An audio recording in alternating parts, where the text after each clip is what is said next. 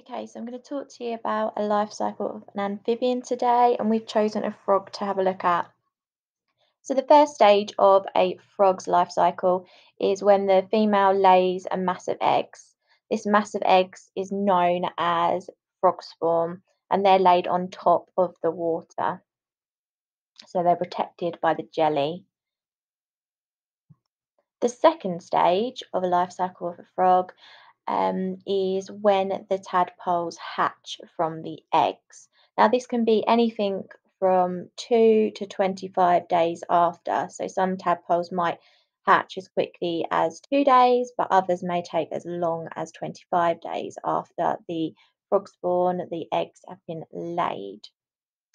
So, the third stage is when the tadpole starts to grow fins and a stronger tail that can move about quicker.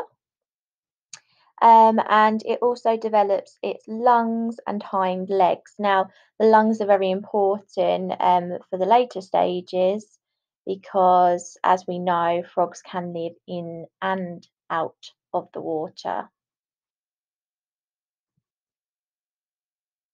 So then this takes us to our fourth stage.